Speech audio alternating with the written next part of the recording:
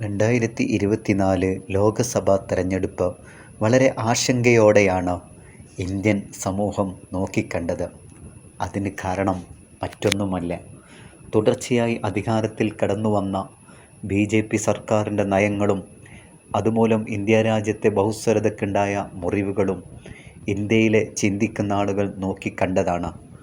ആ നിലയ്ക്ക് 2024 അധികാരം കൈയാളിയപ്പോൾ മോഡി അഥവാ BJP സർക്കാർ രാജ്യത്ത് നിരന്തരം അസമാധാനവും കലാപവും അശാന്തിയും നിറച്ചുകൊണ്ടിരിക്കുന്ന നിരന്തരം കാഴ്ചകൾ നമ്മൾ കണ്ടുകൊണ്ടിരിക്കുകയാണ്.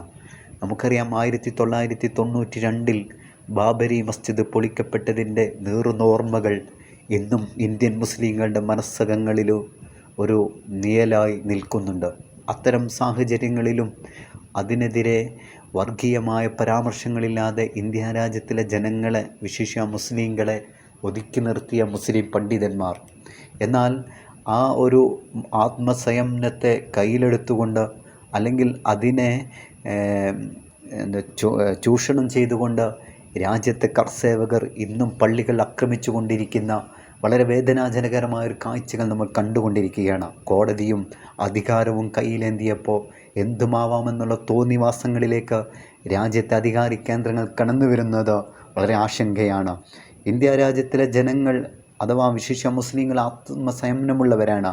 അതുകൊണ്ടാണ് ഇന്ത്യ രാജ്യത്തിലൊരു രക്തപ്പുയക്കോ കലാപങ്ങൾക്കോ ഇന്ത്യൻ മുസ്ലിങ്ങൾ ഒരുങ്ങാത്തത്. ഒരു പക്ഷേ അവർക്ക് ഇന്നലകളിൽ വീര്യമുള്ള പാഠങ്ങളുണ്ട്. ബദറും മുഹദും ഹന്തക്കുമൊക്കെ ഞങ്ങളുടെ മനസ്സകങ്ങളിൽ ആവേശം കൊള്ളിക്കുന്ന രംഗങ്ങളാണ്.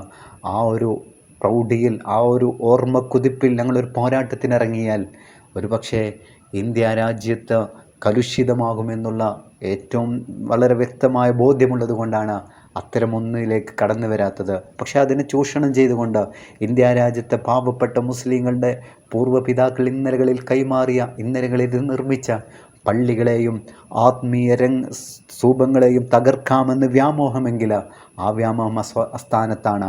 ഒന്ന് ഞങ്ങൾക്ക് ഉറപ്പാണ്, ഇന്നലകളിൽ മൂസാ നബി അലൈഹി സ്വലാത്തു വസ്സലാമിനെയും മഹാനായ ഇബ്രാഹിം നബി അലൈഹി സ്വലാത്തു വസ്സലാമിനെയും അതിക്രൂരമായി പീഡിപ്പിച്ച, പ്രയാസപ്പെടുത്തിയ 2 ഭരണാധികാരികളുണ്ട്.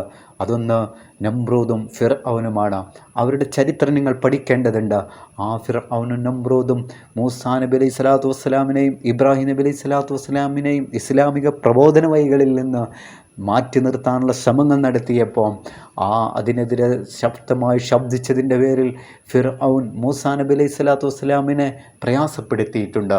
നമ്രൂദ് എന്ന് പറയുന്ന കിങ്കരൻ ഇബ്രാഹിം നബി അലൈഹി സ്വലാത്തു വസ്സലാമിനെ വലിയ തീ കുണ്ടാരത്തിലേക്ക് എറിഞ്ഞ് പ്രയാസപ്പെടുത്താൻ ശ്രമിച്ചിട്ടുണ്ട്. പക്ഷേ അവിടെയൊന്നും മനക്കരുത്തിൻ്റെ ഈമാനിൻ്റെ വജ്രായുധത്തിൽ തളരാതെ പിടിച്ചു നിന്നവർ അവസാനം എങ്ങനെയാണ് ഫിർഔനും നമ്രൂദും ഈ ലോകത്തുനിന്ന് ജീവച്ഛവമായത് എന്ന ആധുനിക ഭരണാധികാരികൾ, പ്രത്യേകിച്ചും ഇന്ത്യയിലെ നരേന്ദ്രമോദിയും അമിത് ഷായും അടക്കമുള്ളവർ നോക്കിക്കാണുന്നത്, അല്ലെങ്കിൽ നേരം കിട്ടുമ്പോൾ ആ 2ാം ക്ലാസ് വിദ്യാഭ്യാസത്തിൻ്റെ പരിധിയിലെങ്കിലും ചരിത്രങ്ങൾ വായിക്കാൻ ശ്രമിക്കേണ്ടതുണ്ട്.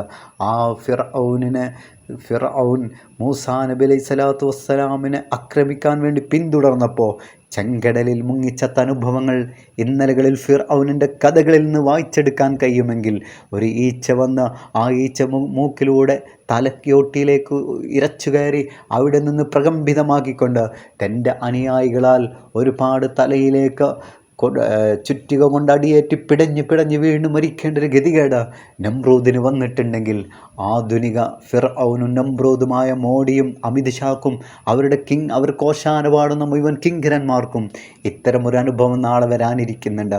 അതുകൊണ്ട് ഇന്ത്യൻ മുസ്ലിങ്ങളുടെ ആത്മസംയമനത്തെ നിങ്ങൾ കേവലം ഒരു ഭീരുക്കളുടെ ലക്ഷണമായി തള്ളരുതെന്ന് മാത്രം ഓർമ്മപ്പെടുത്തി വാഹിർ ദഅ്വാനാ അൽഹംദുലില്ലാഹി റബ്ബിൽ ആലമീൻ. അസ്സലാമു അലൈക്കും വറഹ്മത്തുള്ളാഹി വബറകാതുഹു.